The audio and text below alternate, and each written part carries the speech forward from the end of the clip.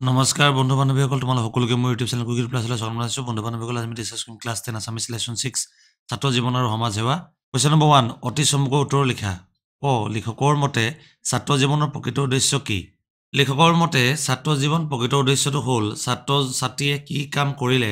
মানুহৰ জনম ধৰা সাৰ্থক হয় আৰু সাংসাৰিক জীৱনত কি উপায়েৰে কাম কৰিলে কৃতকাৰ্য বা সাকসেসফুল হ'ব পাৰি এনেবিলাক বিষয়ৰ জ্ঞান অৰ্জন কৰাই হৈছে ছাত্ৰ জীৱনৰ মূল উদ্দেশ্য তোমাৰ এনে কিছুমান কাম কৰিব লাগিব যিবোৰ কামৰ কাৰণে তেওঁ জীৱনত ধাৰণাত একেবাৰে সাৰ্থক হ'ব পাৰে বা সাকসেসফুল হ'ব পাৰে আৰু তেতিয়াহে তেওঁ জ্ঞান অৰ্জন কৰাৰ আৰু মেইন মোটিভটো ক্লিয়াৰ হ'ব নেক্সট কুৱেশ্যন নম্বৰ ক ছাত্ৰসকলে কি কি বিষয়ৰ জ্ঞান লাভ কৰি দেশ সেৱাত ভৰ্তি হ'ব লাগে মানে দেশৰ হৈ কাম কৰিব লাগে ইয়াৰ উত্তৰটো হ'ব এনে ধৰণৰ ছাত্ৰসকলে দেশৰ ভৱিষ্যতৰ আশা ভৰসাৰ কলি এই পইণ্ট আমি লিখিবই লাগিব এহে ছাত্ৰসকলে যিমান দূৰ সম্ভৱ হয় জ্ঞানকাৰী অৰ্থকৰী আৰু কাৰ্যকৰী জ্ঞান লাভ কৰি দেশ সেৱাৰ আৰু সমাজ সেৱাত ভৰ্তি হ'ব লাগে জ্ঞানকাৰী যিবোৰ নলেজৰ আৰু অৰ্থকাৰী হৈছে যিবোৰ ইকনমিক্যালি আৰু কাৰ্যকৰী মানে যিবোৰ কাম কৰিব লাগে কাৰ্যৰ ওপৰত ডিপেণ্ড কৰে সেইবোৰ কাম কৰি আৰু দেশ সেৱাত আৰু সমাজ সেৱাত ভৰ্তি হ'ব লাগে নেক্সট পইণ্ট কুৱেশ্যন নম্বৰ ঘ ছাত্ৰসকলে কাৰ্যকৰী শিক্ষা ক'ৰ পৰা কিদৰে লাভ কৰিব পাৰে ইয়াক কাৰেক্ট এনচাৰত হ'ব এনে ধৰণৰ ছাত্ৰসকলে কাৰ্যকৰী শিক্ষা লাভ কৰিব পৰা উপযুক্ত স্থান হৈছে গাঁও অঞ্চল কাৰ্যকৰী শিক্ষা লাভ কৰিবলৈ কাৰণে আমি গাঁও অঞ্চললৈ যাবই লাগিব এই 20 শতিকাৰ মাজভাগতো আমাৰ দেশৰ গাঁওসমূহত অজ্ঞানতা আৰু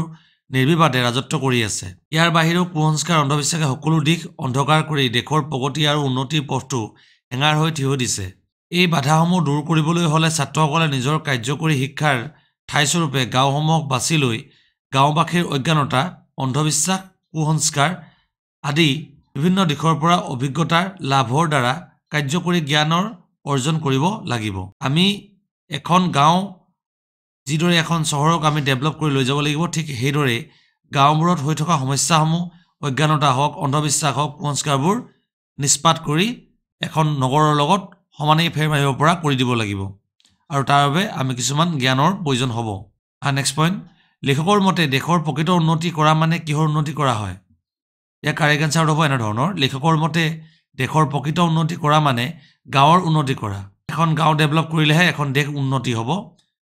গাঁও নগৰৰ মাতৃস্বৰূপে জন্ম দি পিতৃস্বৰূপে পালন কৰিছে যিকোনো গাঁও এখনক নগৰৰ মাতৃস্বৰূপে জন্ম দি পিতৃস্বৰূপে পালন কৰিছে নগৰ যেনেকৈ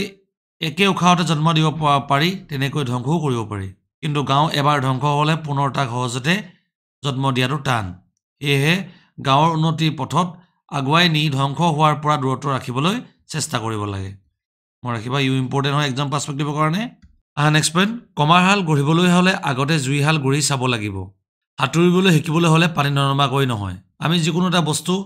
শিকিবলৈ হ'লে আমি সেইখন ফিল্ডত নামি কিমান আচলতে তাত তোমাৰ গভীৰতা আছে বা নাই সেই বিষয়ে আগতে চালি যাই চাব পাৰিব লাগিব তেতিয়াহে আমি সেই ফিল্ডখনৰ বিষয়ে সাকসেসফুল হোৱাৰ চান্সটো বেছি থাকে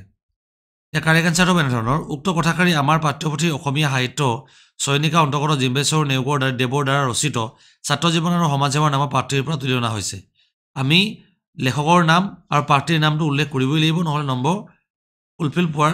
চান্সটো কম থাকিব পাৰে সেই গতিকে এইকেইটা পইণ্ট ভালকৈ লিখিবা ছেকেণ্ড পইণ্ট হৈছে সংগতি উক্ত কথাফাকিৰ দ্বাৰা লেখকে কোনো এটা বিষয়ৰ প্ৰকৃত শিক্ষাৰ উপযুক্ত পৰিৱেশৰ আদিৰ হাতে কামে লাগিহে যে জ্ঞান অৰ্জন কৰিব পাৰি তাকে কৈছে নেক্সট পইণ্ট ব্যাখ্যা হ'ব এনেধৰণৰ কমাহালত কোনো বস্তু গঢ় দিয়াৰ আগতে জুইহালৰ তপতাই তাক গঢ় দিব পৰাকৈ প্ৰস্তুত কৰি লয় তেনেদৰে শিক্ষাৰ্থীসকলৰ জীৱন সংগ্ৰামত মোকাবিলা কৰিবৰ বাবে প্ৰথমতে অভিজ্ঞতা দিয়া হয় সেই অভিজ্ঞতাৰ প্ৰথমতে নিজৰ ঘৰৰ পৰা দিয়া হয় আৰু তাৰ পিছত বিদ্যালয় এখনো প্ৰদান কৰে যিদৰে এটুকুৰা লোহাক পিটি পিটি বা দা কোঠা বা কটাৰী আদি গঢ়িবলৈ জুইহালত আঘাত সহিব পৰাকৈ প্ৰস্তুত কৰি লোৱা হয় তেনেদৰে শিক্ষাৰ্থীসকলৰো সংসাৰৰ দুখ সুখ আৰু কষ্ট তপবাদ আদি সহিব পৰাকৈ প্ৰথমতে মানুহে নিজৰ ঘৰ আৰু বিদ্যালয় ব্যৱহাৰিক শিক্ষা প্ৰদান কৰা হয় শিক্ষাৰ্থীসকলৰ যিকোনো বিষয়ে প্ৰকৃত জ্ঞান প্ৰদান কৰিবলৈ হ'লে এই বিষয়টোৰ সম্পৰ্কীয় পৰিৱেশৰ অতি প্ৰয়োজন যেনেদৰে সাঁতুৰিবলৈ শিকিবলৈ হ'লে পানী ননমাকৈ থাকিব নোৱাৰিব পানীত নামিহে আচলতে সাঁতুৰিবলৈ শিকিব পাৰিব ঠিক তেনেদৰে যিকোনো বিষয়ে এটা প্ৰকৃত জ্ঞান অকল পাঠ্যপুথি পঢ়িয়ে জ্ঞান অৰ্জন কৰিব নোৱাৰি তাক হাতে কামে কৰিলেহে সেই বিষয়ে প্ৰকৃত জ্ঞান অৰ্জন কৰিব পৰা যায় পাঠ্যপুথিত কিছুমান থুলমূল নলেজহে পোৱা যাব যিটো প্ৰকৃতাৰ্থত আমি সেই ফিল্ডখনত নামিলেহে আচলতে সম্পূৰ্ণৰূপে বুজি পোৱা যাব নেক্সট কুৱেশ্যন নৰসেৱাই নাৰায়ণ সেৱা কাৰেক্ট এনচাৰটো হ'ব এনেধৰণৰ উক্ত কথাফাকি আমাৰ পাঠ্যপুথি অসমীয়া সাহিত্য চয়নিকাৰ অন্তৰ্গত ডিম্বেশ্বৰ নেওগদেৱৰ দ্বাৰা ৰচিত ছাত্ৰ জীৱন আৰু সমাজ সেৱাৰ নামৰ পাঠটোৰ পৰা তুলি অনা হৈছে এই পইণ্টটো লিখিবই লাগিব সংগতি হ'ব উক্ত কথাফাকিৰ জৰিয়তে কবিয়ে মানুহৰ সেৱা কৰিলে যে ভগৱানৰ সন্তুষ্ট হয় আৰু মানুহ সেৱা কৰিলে যে মানুহ জীৱনৰ সাৰ্থক হয় তাকে ক'ব বিচাৰিছে আচলতে মানৱ সেৱাই ভগৱানৰ সেৱা ব্যাখ্যা হ'ব এনেধৰণৰ মানুহে মংগলৰ অৰ্থে সৰ্বশক্তিমান নাৰায়ণক সেৱা অৰ্চনা কৰে নাৰায়ণ হৈছে ভগৱান মানুহে কেৱল নিজৰ মংগলৰ বাবে পূজা অৰ্চনা কৰিলে সমাজ তথা বিশ্বৰ কোনো উপকাৰ নহয় এনেধৰণে নিজৰ হিতৰ বাবে পূজা অৰ্চনা কৰিলে মানুহৰ দিনে দিনে স্বাৰ্থপৰ হৈহে পৰিব নিজৰ স্বাৰ্থৰ কথাই চিন্তা কৰিব এনে স্বাৰ্থপৰতাৰ বাবে মানুহে ভগৱানৰ কৃপা দৃষ্টিৰ পৰা বঞ্চিত হ'ব লগা হয় কিন্তু যি মানুহে আনৰ দুখ কষ্ট দেখি আনক সহায় কৰিবলৈ বাবে আগবাঢ়ি যায় সমাজৰ হিতৰ বাবে সদায় প্ৰস্তুত হৈ থাকে তেনে মানুহৰ মন প্ৰাপ্তিৰে আৰু সন্তুষ্টিৰে ভৰি থাকে মানুহৰ মন সন্তুষ্টি আৰু প্ৰাপ্তিৰে ভৰি থাকিলে মানুহৰ মনৰ পবিত্ৰ মন্দিৰৰ দৰে অনুভৱ হয় এতিয়া মানুহজনে ভগৱানক বিচাৰি পোৱা যেন অনুভৱ কৰে এহে লিখকে কৈছে যে নাৰায়ণৰ পূজাৰ বাবে কোনো আয়োজনৰ দৰকাৰ নাই তাৰ বিপৰীতে মানুহৰ পূজা অৰ্চনা তথা শুশ্ৰূষা কৰিলে ভগৱানৰ পূজা কৰা হ'ব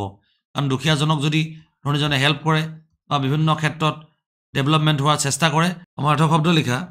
কাৰ্যকৰী হ'লে কৰ্মমুখী বা প্ৰকৃত হ'লে আচল আৰু যথাৰ্থ হ'ব সাম্য হ'লে সমান আনমনা হ'লে অমনোযোগী বা অন্যমনস্ক অৰ্থকৰী হ'লে লাভজনক বা ধন অৰ্জনকাৰী কাপ হ'লে কলম কাগজ হ'লে কাগজ আৰু তোলাপাত নীতিবচন হৈছে মহৎ লোকৰ নীতিবচন আমি মানি চলিব লাগে কাপকাতৰ হৈছে মধুৰ শিক্ষকে দিয়া কথাবোৰ কাপ কাকতত লিখি ৰাখিছে কচুত কপুত মানুহে নিজৰ মনত কচুত কপুত পখিলে কেতিয়াও জীৱনত প্ৰকৃত সুখ লাভ কৰিব নোৱাৰে জনক জননী গাঁও একেধাৰে নগৰৰ জনক জননী লোন তেল ৰমনে অত বছৰ মূৰত ঘৰলৈ আহি লোন তেল দি ভাত খোৱাটো পৰম তৃপ্তি পালে নম্বৰ ডিম্বেশ্বৰ নেওগৰ কেতিয়া আৰু ক'ত জন্ম হৈছিল ডিম্বেশ্বৰ নেওগ 1899 খ্ৰীষ্টাব্দত শিৱসাগৰৰ কমাৰফদীয়া গাঁৱত জন্ম হৈছিল নম্বৰ হৈছে ডিম্বেশ্বৰ নেওগৰ পিতৃৰ নাম কি আছিল ডিম্বেশ্বৰ নেওগৰ পিতৃৰ নাম আছিল মানিক চন্দ্ৰ নেওগ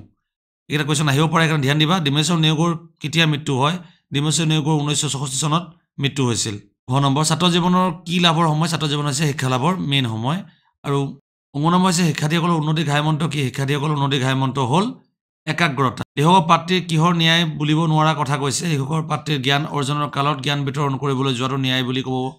নোৱাৰা কথা বুলি কৈছে নগৰৰ জনকজননী কি নগৰৰ জনকজননী হৈছে গাঁও মনত ৰাখিবা ছাত্ৰ জীৱন আৰু সমাজ সেৱা পাত্ৰীৰ লেখকজনৰ নাম কি আছিল ছাত্ৰ জীৱন আৰু সমাজ সেৱাৰ পাত্ৰীৰ লেখকজনৰ নাম হৈছে ডিম্বেশ্বৰ নেওগ ই বাৰে বাৰে আহে পঢ়াই পঢ়াই ৰুৱে পাণ এই তিনি নিচিন্তে আন এই পঢ়া শব্দটোৱে কি বুজাইছে এই পঢ়া শব্দটোৱে কিতাপৰ পৰা দুটা কথা আওৰোৱা বুজোৱা নাই পঢ়া শব্দটোৱে প্ৰকৃত শিক্ষা লাভ কৰাৰ কথাকেহে একচুৱেলি বুজাইছে ছাত্ৰ একাগ্ৰতা সঁচাকৈ উন্নতিৰ ঘাইমন্ত্ৰ কথাষাৰ তাৎপৰ্য বুজাই লিখা ছাত্ৰ জীৱনৰ প্ৰকৃত উদ্দেশ্য হৈছে শিক্ষা অৰ্জনৰ কৰাৰ সময় ছাত্ৰ জীৱনৰ উদ্দেশ্য সফল কৰিবলৈ হ'লে শিক্ষাৰ সময়ছোৱাত ছাত্ৰসকলে একাগ্ৰতাৰ জ্ঞান অৰ্জনৰ বৰ্তি থাকিব লগা হয় কাৰণ ছাত্ৰ একাগ্ৰতাই হৈছে উন্নতিৰ ঘাইমন্ত্ৰ একাগ্ৰতা থাকিলেহে ছাত্ৰজন ডেভেলপ কৰিব পাৰিব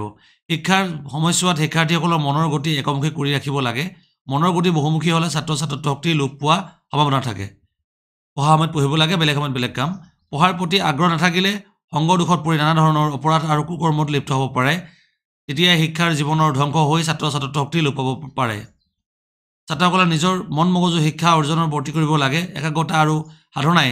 ছাত্ৰ ছাত্ৰীসকলৰ উন্নতিৰ দিশত আগবঢ়াই নিয়ে